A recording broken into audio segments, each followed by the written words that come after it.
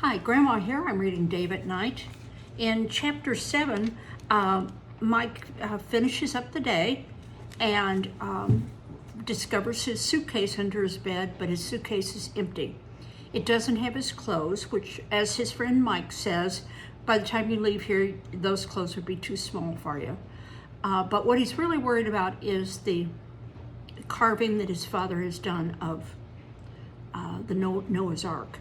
He has looked in places that people have suggested, and he hasn't found it. Chapter 8, I couldn't sleep. Mike was as jerky in his sleep as he was awake. One of his bed legs was shorter than the other, and the bed was dancing. It made such a racket, I didn't know how anyone could sleep. I stood up. Maybe I could prowl around and find the carving. Daredevil Dave was at it again. I tiptoed to the door, holding my slippers. Outside, I blinked in the light of the hall. 2 doors away from me, at the end of the corridor, Mr. Meltzer sat in a chair. I got ready to say I had to go to the toilet, but he didn't move. I realized he was asleep. I put on my slippers and walked a few steps. He still didn't move. I clapped my hands softly. He shifted in his chair and started snoring. I headed for the stairwell at the opposite end of the corridor, walking fast but quietly. The door to the stairwell creaked. I looked back, frightened. He was still asleep. I closed the door gently behind me and let out a deep breath. There was no light on the stairs. I took my slippers off again and felt my way down, hanging onto the banister.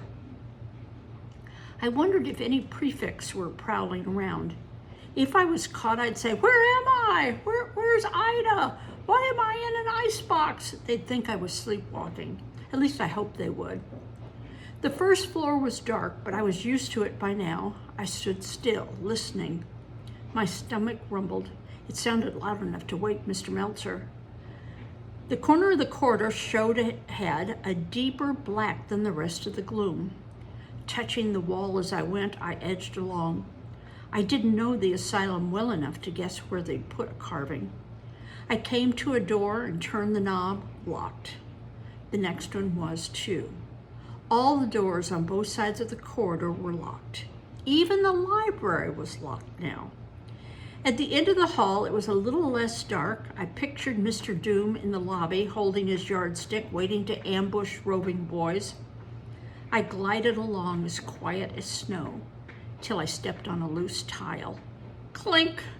Not loud, but it echoed in the hall and pounded in my ears. Should I run? No, running would make more noise. I flattened myself against the wall. I heard a bong and flew 2 feet straight up. I dropped a slipper. It was the clock outside over the entrance. It had struck during the day, but it hadn't sounded so loud. There were a lot of bongs. 11 o'clock. I tiptoed to the end of the hall and turned the corner. The corridor was empty, and the lobby looked empty too. I checked the office doors on the way to the front door, but they were all locked. The front door was locked too, only the lock was on my side for a change. I guess it was to keep burglars out. I was surprised there wasn't another one to keep us in. The lock turned. I swung the door open and stepped outside, out of the home. It was slightly warmer out here. There was a breeze, and clouds raced against the moon. I breathed in deeply. The air was fresh and clean. Maybe I should forget the carving and just leave and never come back. But I couldn't forget it. I could leave, though, and come back before anybody woke up. I grinned, thinking of all the rules I'd be breaking.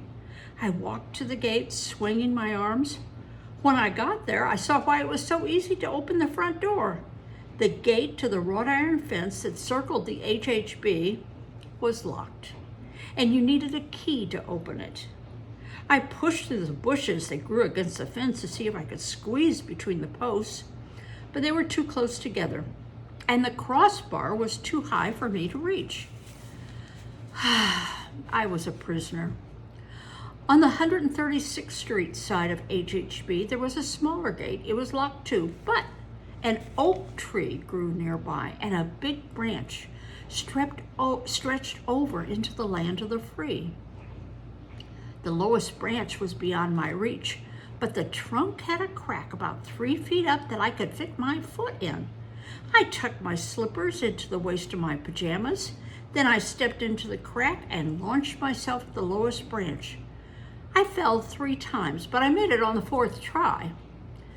From my perch in the tree, I looked around. All the lights were out in the home.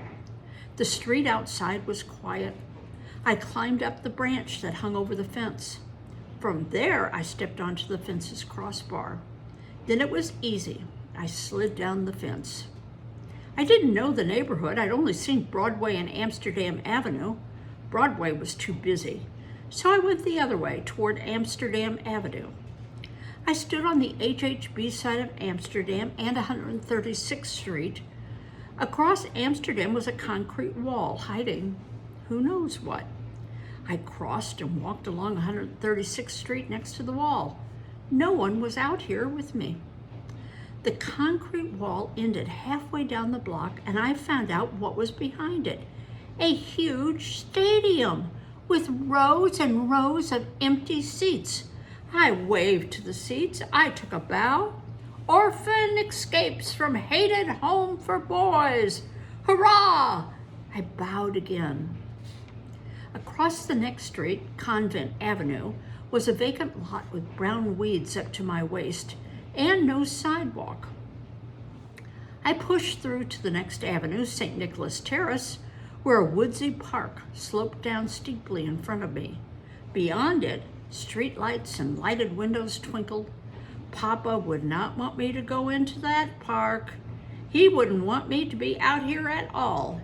He'd want me and Gideon to be sharing our old couch with Ida in the next room, and he'd like to be there too, alive. I swallowed. He wasn't getting anything he wanted. I climbed over a low wall and stepped into the park.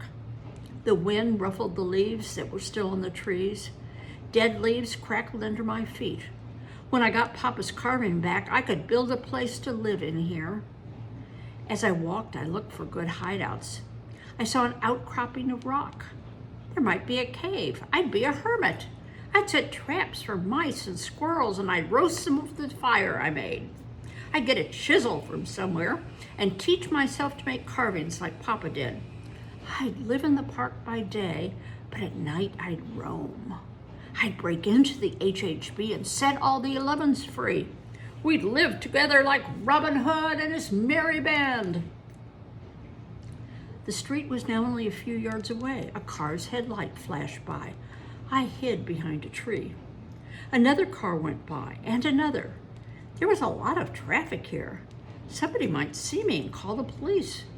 Somebody might kidnap me. Voices called out. I heard the tinkle of a piano. I crept to a shoulder-high boulder and ducked behind it. Another car drove by, and another. This one stopped. Had someone seen me? A car door slammed. "Come back at 3, Robert," a man's voice said. I peeked around the boulder. A red-headed man leaned into the window of a chauffeured Pierce Arrow. A lady waited for him, standing under the streetlight.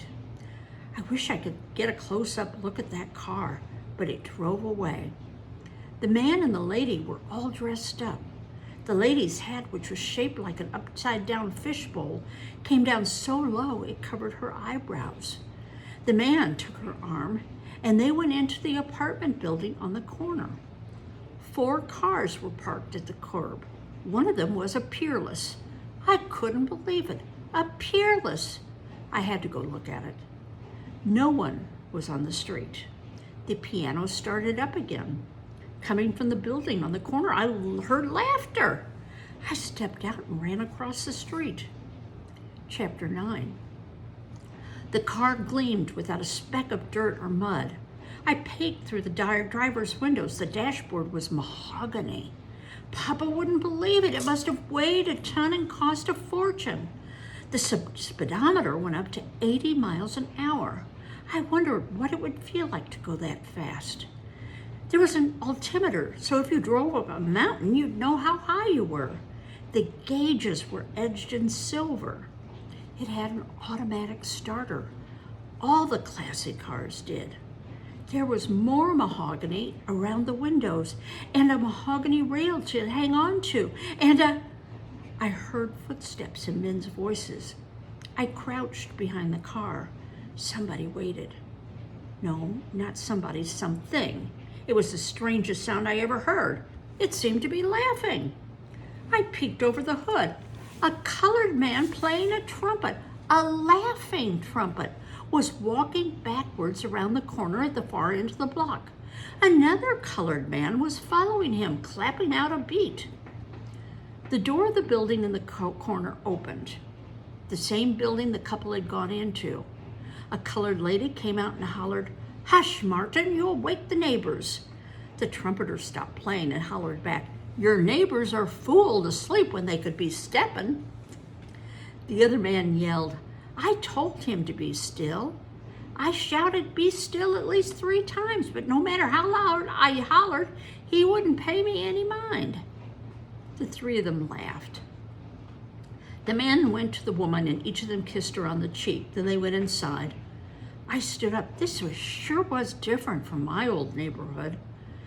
I looked up at the building, which was 7 stories tall, made of cream-colored brick. A stone pedestal sat on either side of the door, and on top of each pedestal, dark green ivy grew out of a big stone urn. On the 3rd floor, the lights were on. I saw shapes against the half-open windows. A woman with her arm raised, a man smoking a long cigarette, 2 people talking. A piece of paper wafted out of one of the windows. As it drifted down, I saw it was $1. I grabbed it before it touched the ground. Then I ran back to the park and hid. Somebody was going to come after that $1. But nobody came out. Upstairs, a trumpet now blared along with the tinkling piano. My stomach growled. They were a bunch of rich people if they didn't care about $1. I tucked the money into the toe of my slipper and crossed the street again. I stood looking up at the building. Maybe they'd toss more money out. I wondered if there was any food in there. Meatballs. My mouth watered. Chicken. Lamb. "So, no, are you going to return the money?" The voice came from behind me. I ran. "Get him," the voice said. There were 2 of them or more. Wings beat at me, a bird. It kept crashing into my face. I put my arm up to knock it away. It squawked, "Goslin, hold up, Nick." Somebody grabbed my arm. "So you're a thief and make your bird." "Enough already, bandit," the human voice said. "I got him." The bird stopped batting at me. "I don't have any money." I turned to see who held me. An old white man with a long gray beard. I squirmed, but he was strong. I couldn't get away. The bird, a big gray parrot, perched on his shoulder and squawked, "Tell for you your fortune." "Not yet, bandit," the old man said. "I don't have any money," I repeated. My stomach rumbled loudly. "You think I'm stupid? It's in your slipper. Should I look?" He started to bend while still holding me. "No, don't look." He straightened up. "All right, I won't. We'll just go inside and you'll give it back." If I gave back the $1, maybe I could stay a while and pick up a few more. But how could I go inside dressed the way I was? "In pajamas?" I said. He stood back, looked me over. The parrot squawked again. "Tell for you your fortune." He let go of me, unknotted his tie, which had orange polka dots on a bright green background. He tied it around my neck. "Now, you can go anywhere, and I look better too." That tie was pretentious. I didn't know what he was talking about. His black suit sagged all over. His beard could have belonged to Rip Van Winkle. His face sagged too, with bags under his eyes and drooping, wrinkled skin on his cheeks. Tie or no tie, he was shabby. "So, boy chick, what's your name? I should know my own grandson's name." Why would he pretend I was his grandson? I didn't answer. My stomach growled again. You're hungry, boy chick. There's plenty of food upstairs. The parrot squawked. Boy chick.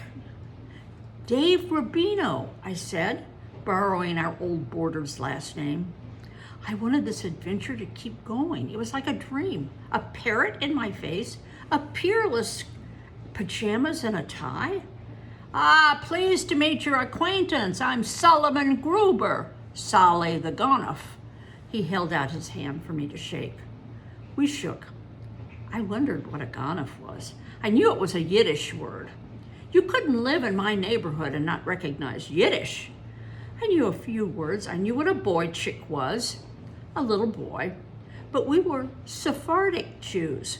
We didn't come from places that spoke Yiddish, like Russia and Germany. Papa spoke Spanish and Turkish and English and Ladino, which is a mixture of Spanish and Hebrew. I only spoke English. We went up 3 stone steps to get into the building. Hey, Solly, the elevator man called as we came through the door. Shalom to your home. Who's on the piano? Jake. Oh, good. We stepped into the elevator. There was a flowered carpet, and the walls were red. The elevator man closed the brass gate. We rose, and I watched the 2nd floor go by. The parrot squawked, in the cards, in the cards. The elevator man got out with us on the 3rd floor. The music was louder here. The hall was filled with furniture, a dresser, a bed, a table, a couch, even a huge cactus. We had to pick our way around everything to get to the door of the apartment the noise was coming from. Who's the boy, Solly? A colored lady sat at a table outside the apartment. On the table was a glass bowl filled with change, $20 or more, a fortune. My grandson, Dave Rubino. Meet Mary Lou Barnes. Dave has the power just like me. Not like his parents, the all-rightniks. All-rightniks? Power? She smiled. Pleased to meet you. Pretty tie. Thank you, Miss Barnes. I blushed, feeling silly in a pajama and ties. Ante up, Solly. Ante up, the parrot squawked. He took a quarter out of his pocket and dropped it in the bowl. Your grandson, Solly, he's only 6. If he's 6, then I'm a mackerel. Pay up. It's a good crowd. You'll make plenty tonight. That meant he worked here. I didn't understand. Okay, I'm paying. He put more money in the bowl, and here's a nickel for the boy chick's dinner. He's hungry. Wait, what about me giving back the $1? Come, Solly said, show them you have the power. Well, we're going to stop here. What kind of power do you think Solly and his grandson are supposed to have? Remember the things that the parrot has said. Can I tell your fortune? Show me your cards, pay up. So I am guessing that Solly is a fortune teller of some kind, and he is going to say that Dave is his helper and Dave is a fortune teller too. That's my prediction. Now, what do you think? We'll see you in the next chapter, won't we? Bye-bye.